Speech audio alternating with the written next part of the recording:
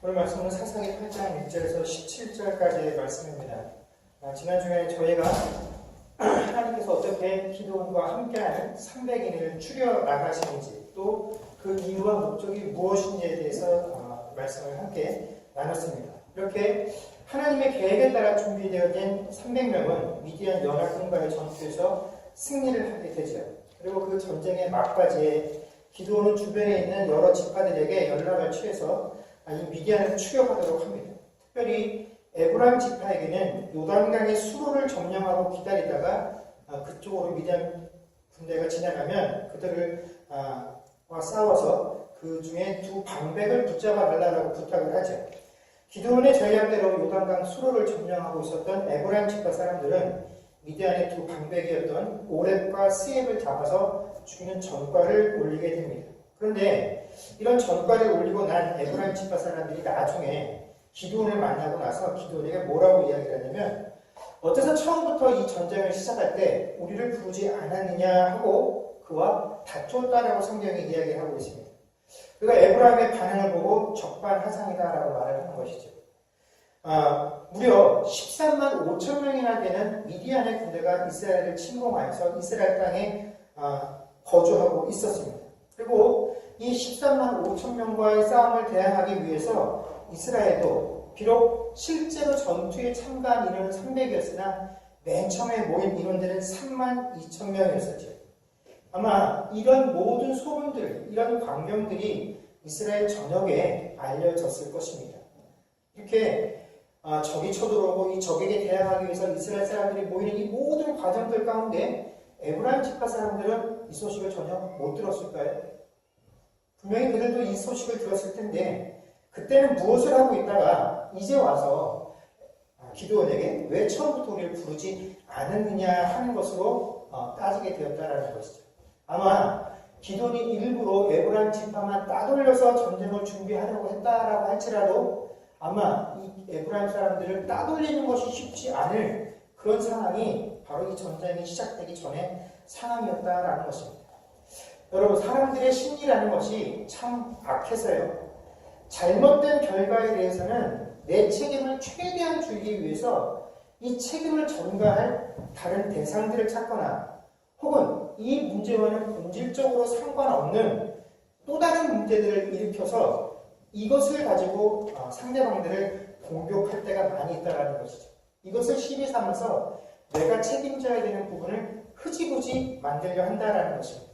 반대로 좋은 결과 앞에서는 어떻게 합니까? 비록 그 좋은 결과에 참여되어진 내 공이 비록 겨자씨만한 것이었다라고 할지라도 할 수 있을 만큼, 부풀릴 수 있을 만큼 내 공을 부풀려서 다른 사람들이 그래 너 때문에 이렇게 됐어 라는 이 말 한마디를 들어야 비로소 만족감을 느끼게 된다는 것입니다. 그래서 우리가 함께 일할 때 우리 공동체는 분명히 만족할 만한 결과를 이뤄냈음에도 불구하고 그 공동체 안에서 내가 인정받지 못하거나 혹은 내 허물이 드러나게 되는 경우에는 공동체의 결과가 내 기쁨이 되지 못하고 그 안에서 자기 자신은 정작 어떻습니까? 분하고 억울하고 속상함을 느끼는 것, 그래서 만족감을 누리고 기쁨을 누리지 못하는 경우가 허다하다라는 것입니다. 여러분, 사람이 이렇게 살아가면서 자기 자신을 자랑하고 싶어하는 이유가 무엇이겠습니까? 다른 사람과 내 공을 비교하고 또 저 사람의 허물과 내 허물을 비교하는 그런 근본적인 까닭이 무엇이겠느냐 하는 것입니다. 사람이 누군가와 나 자신을 비교하고 내 공을 드러내기를 좋아하고 자랑을 하고 싶어하는 이유는 결국에는 그 일을 내가 했다라고 생각을 하기 때문에 그렇다라는 거죠. 심지어 사람들은요, 구원조차도 자기가 이루어냈다라고 생각을 한다라는 것입니다. 비록 하나님께서 내 인생 가운데 어떠한 계기를 주셔서 내가 그 순간에 하나님을 믿은 것은 맞지만 결국은 내가 하나님을 선택한 것이지 하나님께서 나에게 어떤 동기를 부여해 주셨다라고 할지라도 내가 그때 하나님을 믿지 않았다라고 한다면, 내가 그때 교회 나가지 않았다라고 한다면 나는 지금도 하나님을 안 믿었을 수 있어 라고 사람들은 생각한다라는 것입니다. 또 이와는 반대로 누군가의 구원에 자신이 공헌을 했다라고 느끼는 사람들은 너 구원받으라고 내가 얼마나 기도했는 줄 알아? 라는 식으로까지도 해서 어떡하든지 이 구원의 문제조차도 내 공을, 내 선택을, 내 자랑을 하고 싶은 것, 이것이 사람이 죄악된 음성이다라는 거죠. 그러나 주님은 이 기도원과의 사역을 통해서 우리에게 분명하게 말씀해 주신 것이죠. 네가 한 것이 아니라 누가 하신 것이라고? 하나님께서. 내가 했다라는 것입니다. 단지 너는 내가 계획하고 준비하는 그 일에 함께 참여했다라는 것만으로도 네 기쁨은 크다라는 것입니다. 너는 그것으로 만족하고 네 기쁨을 삼으라라는 것입니다.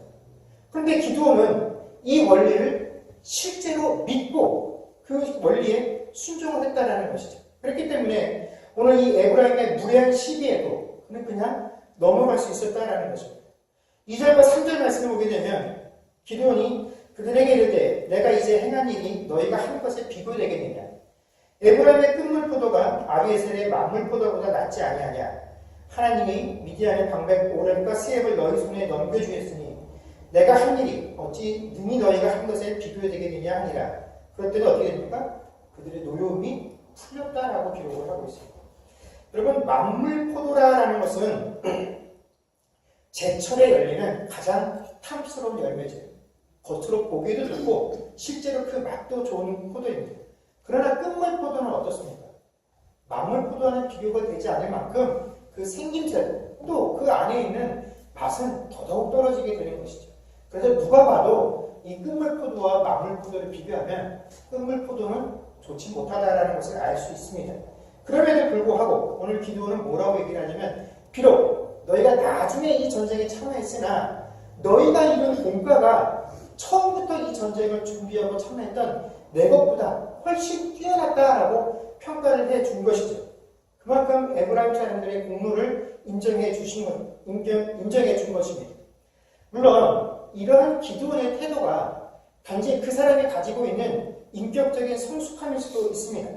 그러나 신자에게 있어서 이러한 겸손한 태도는 단순히 그 사람이 가지고 있는 인격의 문제가 아니라 내 삶 속에서 이루어지는 모든 것들이 다 하나님의 은혜와 하나님의 계획이 있다는 사실들을 인정해야지만 비로소 고백되어질 수 있는 것이, 드러날 수 있는 것이 신자의 겸손함이다라는 것입니다. 그것이 없으면 결코 겸손함을 드러낼 수 없는 것이 사람의 모습이다라는 것이죠. 그래서 3절을 보면 에브라임 지파가 미디안의 방백 오렘과 스엡을 잡은 것은 전적으로 누가 누구에게 계획하신 것이라고 얘기를 합니까? 하나님이 너희 에브라임에게 주신 일이고 너희가 그 일을 하나님 뜻에 순종하여 해냈으니 나는 너희가 거둔 그 결과에 대해서 조금도 너희 공들을 뺏을 마음이 없어.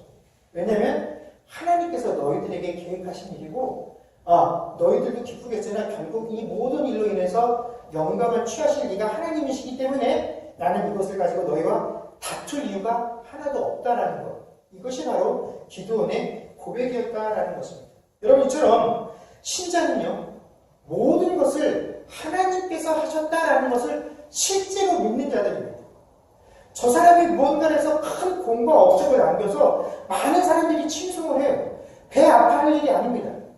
그 사람도, 다른 사람들도 야, 저 사람이 했어라고 할지 모르나 하나님이 저 사람을 통해서 한 일이다라는 인식을 갖게 되면 전혀 부러워하거나 시기할 일이 아니다라는 것입니다. 지금 이 순간에도 하나님께서 나를 통하여 역사하시는 것처럼 저 사람을 통하여 이 일들을 이루어 나가고 계시는구나. 하나님 영광 받으십시오.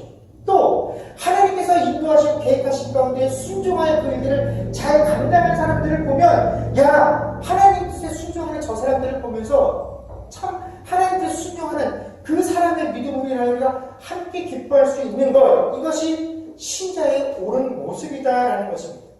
그렇기 때문에 신자는 우리 주변에 되어진 모든 일들로 인하여 오직 하나님께 영광을 돌리고 하나님께서 행하신 그 일들을 가지고 사람들과 시비를 하거나 다투지 않아야 한다라는 것입니다. 이처럼 첫 번째 전쟁에서 큰 성과를 얻은 기드온은 그와 함께한 이 300명들과 더불어 강을 건너서 남아있는 적들을 추격하기 시작합니다.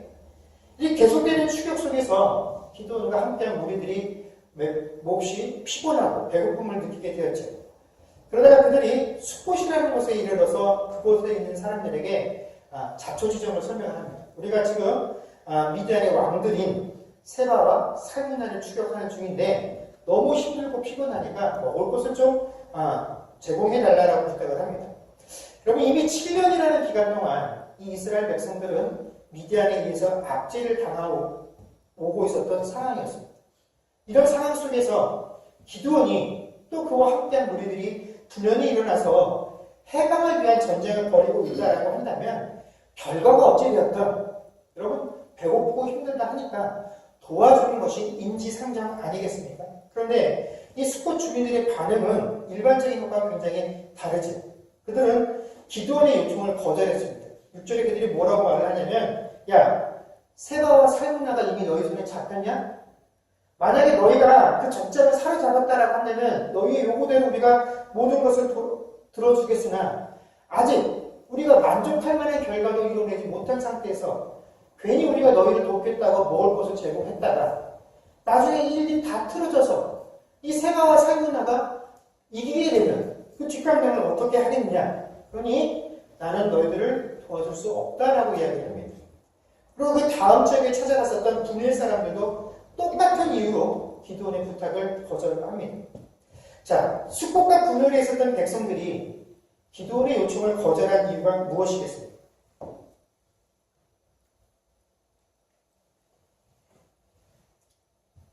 한번 상상을 해보죠, 우리가. 왜 숫곳과 분열의 사람들이 기드온이 이미 13만 명이 넘는 적군을 대파시킨 그런 정과를 이뤄냈음에도 불구하고 그리고 도망가고 있는 적을 추격하고 있는 상황이었음에도 불구하고 그 적을 추격하는 과정 중에 내가 너무 배고프고 힘드니 먹을 것을 좀 제공해달라고 하는 이 요청을 왜 그렇게 단호하게 거절들을 했을까요? 아마 이 상황대로 계속 몰고 나간다고 한다면 기드온과 그의 무리들이 이길 확률이 훨씬 높겠지요.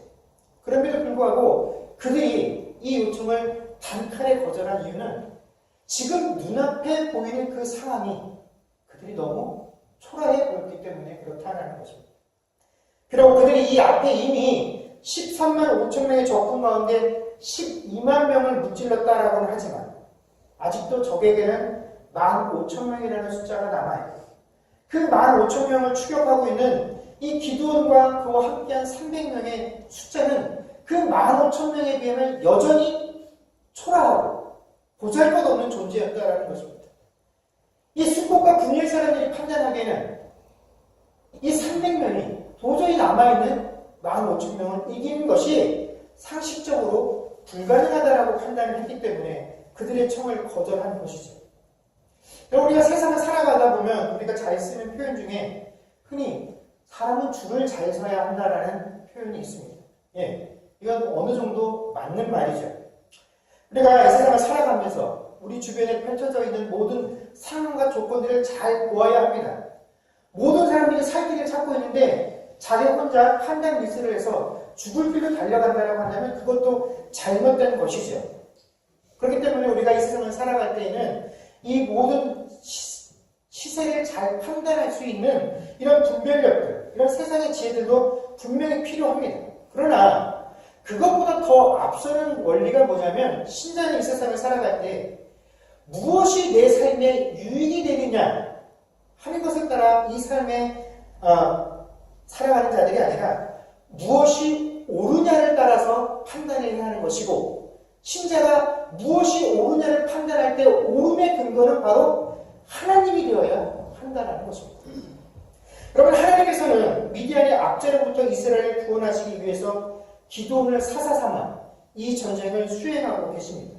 그러나 숫곳과 분노의 백성들이 이 사사였던 기드온이 그들에게 부탁했던 이 요청을 거절했다는 것은 인간 기드온의 요청을 거절한 것이 아니라 누구의 요청을 거절한 것입니까? 하나님의 요청을 거절한 것이죠. 하나님께서는 너희가 지금 압제당하고 있다. 너희들이 살고 있는 그 세상의 원리로부터 내가 너희들을 구원해서 온전한 내 백성의 모습을 회복시키겠다라는 것을 위해서 이 사사를 통해서 그들을 구원하려고 했으나 이 백성들은 뭡니까? 하나님이 없어도 괜찮아. 미디안의 압제를 당해도 괜찮아. 그냥 이 상황이 우리에게는 훨씬 유익하고 편안해. 그냥 그러니 굳이 우리를 구원하겠다라고 해서 일을 크게 만들지 말라라는 것입니다. 하나님의 구원, 솔직히 우리는 있어도 그만, 없어도 그만이다라는 것이 이 스콧과 분열의 백성들의 결정이었다라는 것이죠. 이것이 그들에게는 훨씬 더 안전하고 현명한 선택인 것처럼 여겨졌기 때문에 그들은 굳이 하나님의 구원을 필요로 하지 않았다라는 것입니다. 그래서 기도니 뭐라고 얘기합니까? 그는 이 두 지역의 백성들에게 각각 여호와께서 세마와 사금나를 내 손에 넘겨주신 후에 내가 들것이와 찔레로 너희 살을 찢으리라 라고 얘기하고, 또 분해를 향해서는 내가 평안히 돌아올 때 이 망대를 헐리라 라고 저주를 합니다. 여러분, 기도의 대답 속에서 우리는 두 가지 사실을 알게 됩니다. 한 가지는 뭐냐면 승리에 대한 분명한 확신들을 가지고 있었다라는 것이죠. 왜냐하면 하나님께서 그들을 자신의 손에 맡기셨다라는 것을 그는 이미 경험을 통해서 알고 있기 때문에 그렇다라는 것입니다. 물론 300명에 불과한 자신들의 숫자와 한 명 한 명 개개인들의 능력을 비교하자라고 한다면 여전히 이 1만 5천 명과 비교했을 때 자신들은 그들의 적수가 될 수가 없고 볼품이 없는 그런 존재들입니다. 그러나 이미 하나님께서 이스라엘 백성들을 구원하겠다라고 하는 최종적인 결론을 정해놓고 이 전쟁이 시작되었기 때문에 기도는 그들이 우리 손에 잡히고 죽임을 당할 수밖에 없다라는 분명한 믿음을 가지고 이 전쟁들을 수행하고 있었다라는 것이죠. 여러분, 원래 겉으로 드러나 있는 이런 외형적인 조건들로 사람들을 판단하고 그들이 주장하고 있는 내용들이 옳으냐 참이냐 혹은 틀렸느냐 그러냐는 이 진실성을 판단하는 것은 전형적인 세상 사람들의 태도라는 것입니다. 여러분, 세상의 관점은 철저하게 그 사람이 얼만큼 소유를 하고 있느냐, 그 사람의 학벌은 얼만큼 되느냐, 그 사람이 현재 사회적 지위가 얼마나 되느냐를 근거로 삼아서 그 사람을 판단합니다. 또 그 사람이 하고 있는 그 말이 참된 것이냐에 훨씬 더 무게를 두고 판단을 한다는 것이죠. 그래서 우리는 상대적으로 학벌이 좋은 사람, 비싸고 포민하는 옷을 입은 사람, 비싼 차를 타고 다니는 사람, 그런 외형적인 외모를 갖추고 있는 그런 조건들을 가지고 있는 사람들이 우리에게 뭔가 조언을 하고 이야기를 하고 조건을 제시하면 훨씬 더 신뢰가 간다라고 생각해서 그 사람들의 진화를 덥석 물죠. 그래서 어떻게 됩니까? 수많은 사람들이 지금도 그런 겉모습에 속아 사기를 당합니다. 내가 직업이 뭔데? 그러면 그 직업을 확인도 하지 않고 그 직업이 주고 있는 위세에 밀려서 그 사람이 하는 말을 다 믿어버리고, 내가 최종 학력이 뭔데? 그러면 그 사람이 하고 있는 말은 마치 그 학벌의 권위를 받는 것처럼 그 사람의 모든 것들을 믿어버린다라는 것이죠. 왜 그렇습니까? 그 사람이 하고 있는 삶의 모습이나 태도나 그 사람이 하고 있는 그 말의 진실성에는 관심이 없고 오로지 우리의 관심은 뭡니까? 겉으로 드러나 있는 그 사람이 두고 있는 그 옷의 가격, 그 사람이 타고 다니는 차의 가격, 그 사람이 가지고 있는 그 졸업장, 거기에 훨씬 더 큰 신뢰를 두고 살아가기 때문에 그렇다라는 거죠. 반대로 어떻습니까? 세상은 사회적인 약자들이 하는 말에는 잘 귀를 기울이지 않습니다. 나보다 못 배운 사람, 나보다 배움이 짧은 사람들, 그들의 말하는 건 잘 안 들어주죠. 그들의 말에 귀에 기울이지 않습니다. 부모들이 자녀들의 말에 귀를 기울이지 않는 이유가 무엇입니까? 나만큼 배우지 못했고 나만큼 경험이 없다라고 생각하기 때문에 그들이 하는 이야기에 귀를 잘 기울이지 않는 이유가 바로 그것입니다. 우리는 이미 나보다 못한 사람들이 뭔가를 행하고 뭔가 말을 하면 그것이 그 행위가 가지고 올 결과에는 관심도 없습니다. 그 사람이 하고 있는 말이 참된 것이냐 그런 것이냐 하는 것에서 애초에 관심이 없습니다. 이미 그 사람의 행색과 그 사람이 가지고 있는 사회적인 포지션으로 그 사람의 모든 것들을 판단해버렸기 때문에 그 사람은 이미 내 삶의 테두리 안에 들어올 공간이 없다는 것입니다. 여러분, 이런 인간들의 태도는 예수님께서 십자가에 못 박히는데 아주 결정적인 공헌을 하게 됩니다. 여러분, 예수님께서 왜 십자가에 못 박히셨습니까? 물론 예수님께서는 이 땅에 십자가에 못 박히기 위해서 이 땅에 오셨습니다.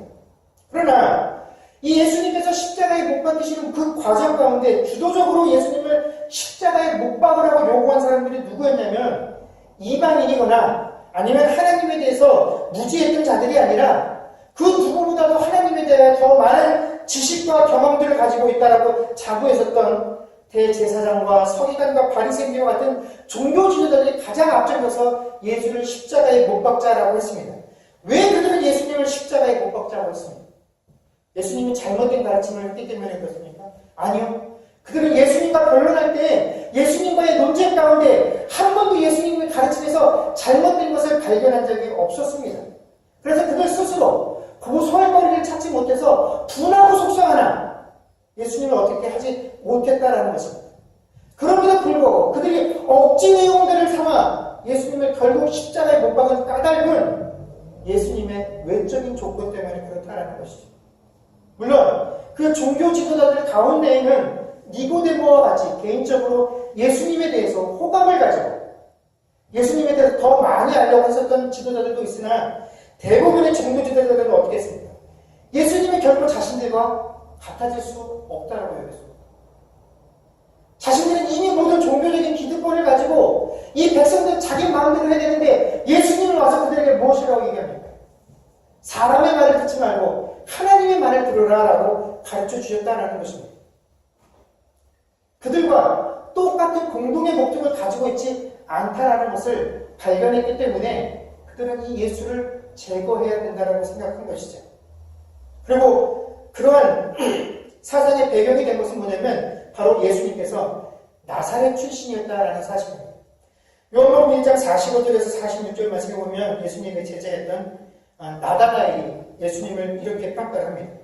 빌립이 나다나엘을 찾아가 이르되 모세가 율법에 기록하였고 여러 선지자가 기록한 그 일을 우리가 만났으니 요셉의 아들 나사렛 예수니라. 나다나엘이 이르되 나사렛에서 무슨 선한 것이 날 수 있느냐? 빌립이 이르되 와서 보라 하니라. 그 당시에 유대인들에게는 나사렛 지역에서는 절대로 훌륭한 인재가 나올 수 없다라는 그런 믿음이 있었죠. 그래서 나사렛 출신이라고 하면 무조건 그 사람이 하는 말이나 행동, 그것들을 폄하하고 비하하는 그러한 풍조가 있었다라는 것입니다. 모든 유대인들이 그런 풍조를 가지고 있었는데 종교 지도자들은 더더욱 심했다라는 것이죠. 어떻게 저런 처한 곳에서 나온 자가 우리들과 똑같이 백성들의 존경을 받으며 감히 하나님을 안다고 말하는 하나님의 말씀을 함께 공유하는 자가 될 수가 있느냐? 절대로 저런 사람과 우리를 똑같은 바늘에 놓고 평가할 수 없다. 그런데 백성들은 지지하니 이제 어떻게 됩니까? 그를 없애는 것 외에는 방법이 없다라는 것이 그들의 결정이었죠. 그래서 그들은 예수님을 십자가에 못 박는 그 결정을 내리는데 조금의 주저함도 없었다라는 것입니다. 여러분, 그런데 이러한 태도가 예수님을 십자가에 못 박는 사건으로 끝난 것이 아니다라는 것입니다. 현대의 많은 교인들이 여전히 이 외적인 조건들의 시선을 고정한 채 신앙생활들을 합니다. 그래서 정작 세상은 관심도 없습니다. 저 사람이 교회에서 장로인지, 저 사람이 섬기는 교회 교인이 몇 명인지, 저 사람이 다니는 교회 건물이 얼마나 큰지 아무 관심도 없는데 신자들끼리만 모이면 그 얘기를 하죠. 내가 다니는 교회는 몇 명이 모여. 우리 교회는 장로가 몇 명이야. 그 중에서 나도 장로야. 우리 교회는 크기가 얼마나 되는 줄 알아? 거기에 온갖 좋은 시설들이 다 들어가 있어. 이런 이야기들을 한다는 거죠. 그리고 우리 교회는 장관이 있어. 대통령도 있어. 세상에서 지위를 가지고 있는 사람들이 우리 교회에 몇 명이나 다니고 있는지 마치 교회 건물 크기가, 성도의 숫자가, 그곳에 앉아있는 사람들이 사회적인 위치와 신분이 하나님께서 우리에게 주어주신 모든 복인 것 양 평가하는 그런 생활들을 하면서 하나님 섬기고 있다라고 생각들을 하고 있다라는 것입니다. 그럼 여러분, 성경 어디에도 이런 것을 우리에게 가르쳐 주신 적이 없습니다. 예수님께서 이 땅에 오셔서 3년간 공생의 활동을 하시면서 한 번도 이런 내용을 우리에게 가르치신 적이 없다는 것입니다. 하나님 우리에게 있으면 주라고 말씀하셨고, 뺨을 맞으면 반대쪽 뺨을 내주라고 말씀하셨지, 더 모으고 더 많이 세워서 그것들을 가지고 자랑하지 말라라고 하셨다는 것입니다. 그러나 여러분, 이거 사람 마음이 자랑하고 싶어요. 자랑하고 싶어요. 자랑할 수 있죠. 그러나 자랑하는 것이 문제가 아니다라는 것입니다. 오늘 성경은 우리에게, 성경은 한 번도 이런 것을 우리에게 가르쳐준 일이 없고, 오히려 성경이 우리에게 가르쳐주시고 있는 내용은 뭐냐면, 사람이 이렇게 세상적인 안목을 가지고 하나님께서 하신 일들을 제대로 분별하지 못하고 자신들이 한 일을 가지고 자랑을 하고 이것들을 평가하는 기준들을 가지고 살아가면 어떻게 되냐면 하나님의 심판이 있을 것이다 라고 말씀해 주셨다는 거죠. 내가 죄가 시간 찔러면 너희 살을 찢으리라, 이 망대를 헐리라 했던 기드온의 저주가 그냥 인간적인 속상함과 불안에서 오는 저주가 아니라 하나님의 심판이었다는 것입니다. 그래서 15절 말씀은 이 모든 것들이 그대로 이루어졌다라고 성경은 기록을 하고 있다는 것이죠. 이 결과를 통해서 우리는 기드온의 저주가 단순히 사람이 내뱉은 내용이 아니라 세상에 눈에 보이는 것들이 현혹되어져서 하나님이 어떠한 계획을 가지고 계시고 어떠한 일들을 선한 것으로 여겨 계시고 어떠한 것이 진정한 하나님 나라를 구별하는 기준인지 알지 못한 채 살아가고 있다고 한다면 그런 자들에게 임할 분명한 하나님의 심판이 있다는 것을 우리에게 가르쳐주고 계신다는 것입니다. 여러분, 신자는요, 나에게 유익이 되느냐에 따라서 결코 움직이는 사람들이 아니라 무엇이 옳은 것이냐를 따라, 무엇이 진리인가를 따라 살피고 움직이는 자들이 되어야 한다는 것입니다. 그러나 여러분, 이렇게 말하는 저조차도 이것이 결코 쉽지 않다는 것을 우리가 잘 압니다. 왜냐하면 우리의 본성이 필연적으로 이 수복과 분노의 백성과 같은 결정들을 하기 때문에 그렇다는 거죠. 우리는 본능적으로 내게 유익이 되는 것을 찾아서 움직입니다. 본능적으로 지금 나를 가장 안전하게 하는 것들을 선택하게 되어 있는 것, 이것이 우리의 본능이기 때문에 그렇다는 것입니다. 내가 하나님 말씀에 순종하기 위해서 세상의 것들을 포기했을 때 그 세상이 나를, 야, 하나님의 백성은 여전히 다르구나 하고 우리의 삶의 방법들을 칭찬하고 평가해 주는 것이 아니라, 야, 예수 믿는다고 하면서 복도 받지 못해서 나보다도 제대로 못 살고 물질적으로 저렇게 가난하게 사는 것, 그것이 무슨 가치가 그렇게 있느냐라고 말하는 그 세상 사람들의 손가락질과 판단이 두렵기 때문에 우리는 하나님 말씀에 온전히 순종하지 못한다는 것입니다. 그러나 성경은요, 우리에게 그 땅에 네가 70을 살든 80을 살든, 아니 세상이 좋아서 100세를 살다 할지라도 그 100세 동안 우리가 세상에 살면서 비록 경제적으로 부유하고 또 사회적인 위치가 높아서 사람들에게 무시당하지 않고 존경을 받으며 살 수 있을지 모르나 그 100세의 인생이 끝날 때 너희들을 기다리고 있는 것은 그 세상의 만족함들과 눈에 보이는 것들을 쫓아 살았던 그 삶에 대한 분명한 하나님의 심판이다라는 것입니다. 여러분, 신자는요, 결코 세상에서 인정받을 수 없습니다. 하나님께서 우리에게 요구하시는 삶의 태도가 세상의 것과 다르기 때문에 우리가 살아가는 이 삶의 모습을 가지고 세상으로부터 칭찬받는 일이 별로 없을 것입니다. 그들에게 양보해주고 우리가 손해볼 때나 좋아하지, 우리가 하나님의 가치를 지키기 위해서 애쓰면 애쓸수록, 그것들을 지키기 위해서 세상의 것들을 잘못됐다고 말하면 말할수록 세상은 우리를 더욱 미워할 것입니다. 그러나 여러분, 이 우리의 믿음의 판단들이 결코 자랑거리로 여겨지지 못하는 시대를 우리가 분명히 살고 있으나 우리에게 돌아올 그 하나님의 상이라는 것이 무엇인지 우리가 다시 한번 우리의 마음속에 새기고, 비록 하나님을 선택하는 것이 환영받지 못하는 이 시대에 하나님을 선택하고 그 믿음의 삶을 감당할 수 있는 저와 여러분들이 되어줄 수 있기를 주의 이름으로 간절히 축원합니다.